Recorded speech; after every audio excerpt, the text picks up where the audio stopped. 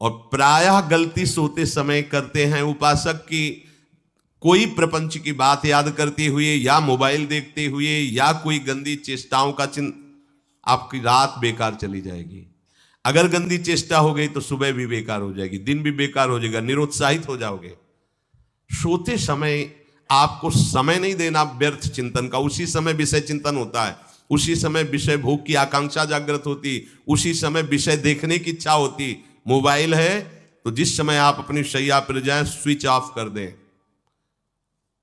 उसमें मैसेज घंटी आने का कोई भी रास्ता मत रखें। मान लीजिए आप उपासक हैं भगवत प्राप्ति के, 30-35 वर्ष ये नहीं था तो सब मर नहीं गए थे, और बोले इमरजेंसी, जब इसकी 30-35 वर्ष से पहले इसकी कोई रचना नहीं थी, मुझे लगता है, क्योंकि 30-35 वर्ष में ही इसका विस्तार देखा है। नहीं तो कभी किसी के पास मोबाइल नहीं। कोई बड़े अधिकारी तो इतना बड़ा वो, इतना बड़ा वाला वो ऐसे रखते थे, नहीं तो मोबाइल तो हमें लगता है 30-35 वर्ष। तो फिर इमरजेंसी कैसे चलती थी, कैसे चलती थी इमरजेंसी? और आप ब्रह्मा हो क्या कि इमरजेंसी संभाल लोगे? स्विच ऑफ करो।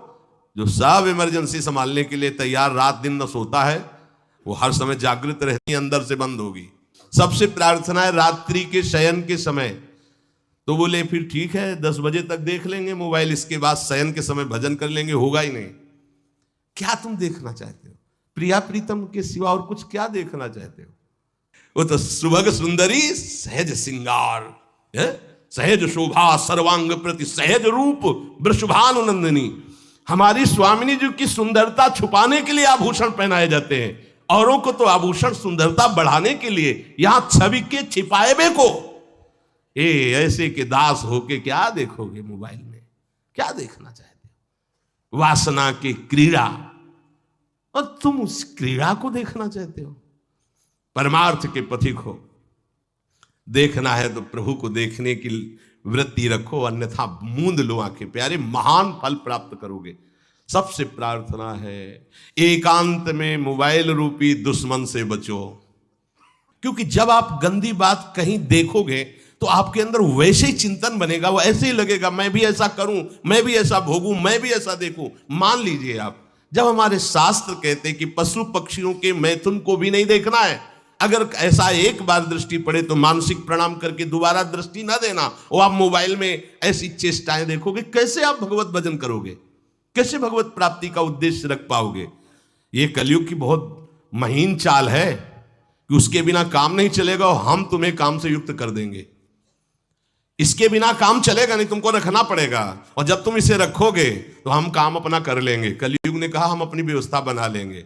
यहां कह रहे जब आप नींद में जा रहे हैं तो बिल्कुल मानो मृत्यु शैया पे जा रहे हैं, आपको उस समय नाम जप में बहुत ध्यान देना है, कहीं मन बहक ना जाए। तो क्या होगा, 5-6 घंटे जो आप लेटोगे ना, वो भी भजन हो जाएगा।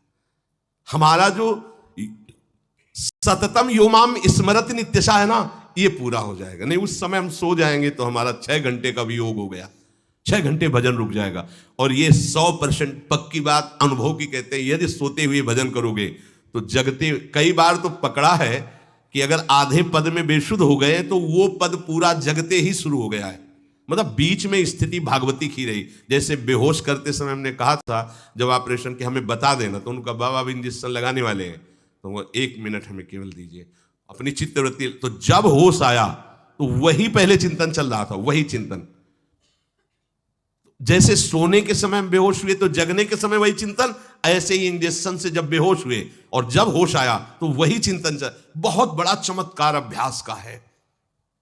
नींद खुले तब से लेकर गाढ़ नींद आने तक स्मरण में कभी रुकना नहीं।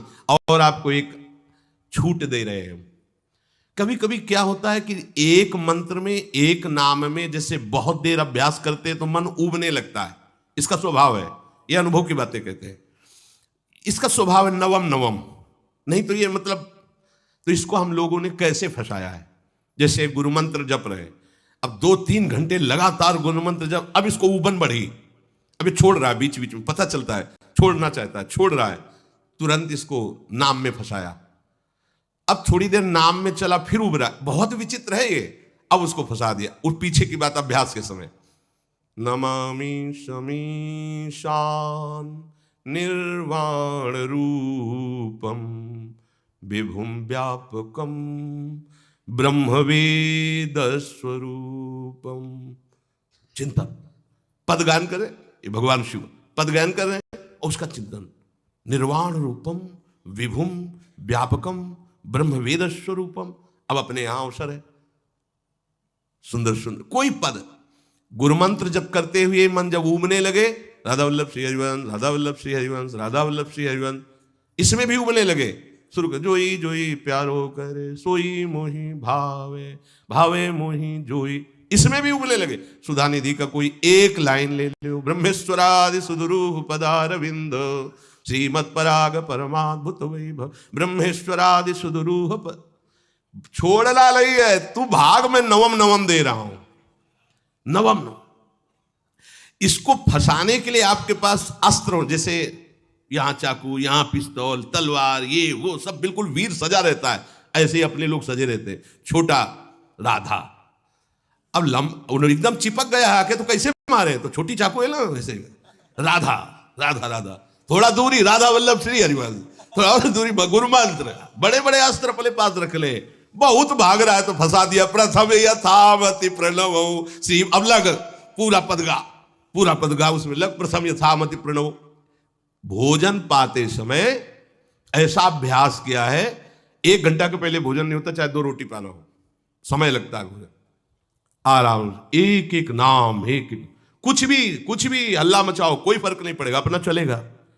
अभ्यास स्नान के समय, भोजन के समय, किसी क्रिया के करते समय, किसी से बात करते समय, सोते समय, ये विशेष स्थान जहां में सावधान रहना है। यहां भजन छूटता है, ध्यान देना, यही भजन छूटता है। चलते समय, क्रियावान होते समय, प्रसाद पाते समय या किसी से बतराते समय, ये सब भजन के छूटने के स्थान है और यही पकड़ना है भजन को। जब आपको बिल्कुल न लगे तो मानसिक सब बंद कर दो और गुनगुनाने लगो। जो धुनी आपको अच्छी लगे उसी में नाम, कोई नाम लेके, संसार का चिंतन न होने पावे, चाहे जो कुछ तुम जहां तुम्हारा मन आवे, गंगावरी गोदावरी, कुछ भी भागवतिक चिंतन के सिवा संसार के चिंतन न होने पाए। पहले ऐसे अनन्य बनो, फिर बाद में अनन्यता आती। रसना कटो जो अन रटो। हाँ भी विषय चिंतन कर रहे हैं, प्रपंच कर रहे हैं, बोले रसना कटो जो अन रटो। और नहीं बोल सकते, प्रपंच बोलेंगे बस, रसना कटो, ये शब्द वहां नहीं आते।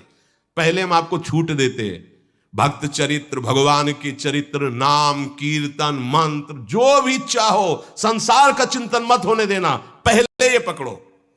फिर आगे चल करके जब पवित्र हृदय होगा तब ये निष्ठा आती। रसना कटो जो अन रटो, निरखियन फुटो नयन।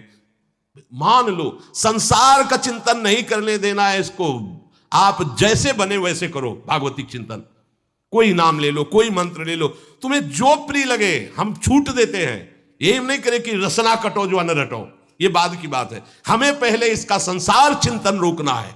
कैसे छूटेगा, कैसे छूटेगा, हमें ये पकड़ना है।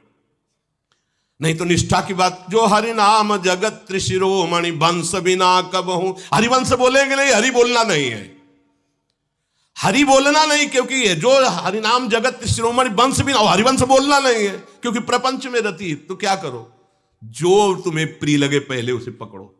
ये हम अंदर की बात करें, प्रवचन की बात नहीं कह रहे। मन को फंसाना है हमें। राम कृष्ण हरि जहां लगे इसको लगाओ, पहले इसको फंसाओ, संसार का चिंतन न होने दे। गीता, भागवत, भक्त चरित्र, कुछ भी कहीं भी इसे फंसाओ, पहले संसार का चिंतन न होने दो, फिर लाओ इसको घुमा के निकुंज वाटिका में। फिर तो भागेगा ही नहीं, फिर नहीं भागेगा। अब सीधे निकुंज वाटिका में किसी महाभाग्यशाली गुरु आश्रित का लगेगा, अन्यथा बहुत प्रपंची मन है। आप आश्रय इधर का लोगे, प्रपंच का चिंतन करोगे, बात बनेगी नहीं। चिंतन छोड़ना है हमें, जैसे बने तैसे संसार का चिंतन छूट जाए तो हम विजय को प्राप्त होंगे। ध्यान दीजिए, इस परमात्म तत्व को वही प्राप्त कर पाता है जिसका राग बीत गया है, खत्म हो गया है, वैराग्यवान। ज्यादा परिश्रम नहीं है वैराग्य में, विवेक नहीं होने के कारण हम वैराग्य नहीं धारण कर पाते। हम बाहरी बातों को वैराग्य ले लेते हैं, ऐसा कपड़ा बदल लेना या कपड़ा ना पहनना या लौकी का कमंडल, मिट्टी का पात्र, तो हम अपने को वैरागी। बात यहां नहीं रुकेगी। वैराग्य का इतना ही मतलब नहीं, ये भी एक बाह्य अंग है वैराग्य का, पर वैराग्य का सच्चा स्वरूप है वीतरागा।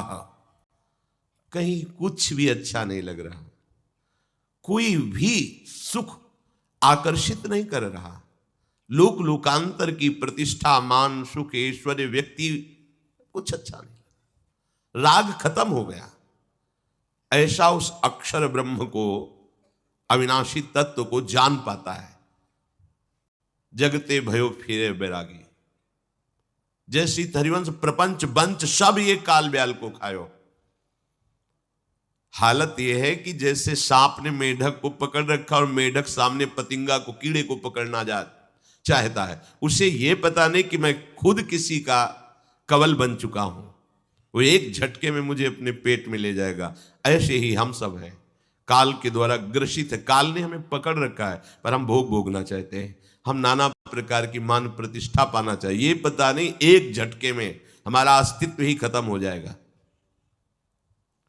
जिनके अंतःकरण में किसी भी व्यक्ति, वस्तु, स्थान, पद, प्रतिष्ठा का राग ही नहीं रह गया है, उसे कहते हैं वैराग्यवान। वीतरागाः, राग ही नहीं है। जिनका अंतःकरण निष्पाप, निर्मल हो चुका है, जिनके हृदय में केवल भगवत प्राप्ति की उत्कट लालसा जागृत हो गई है, ऐसा साधन संपन्न उपासक परमात्म तत्व में प्रवेश पाता है। अध्यात्म मार्ग की ऊंचाई पर वो स्थित हो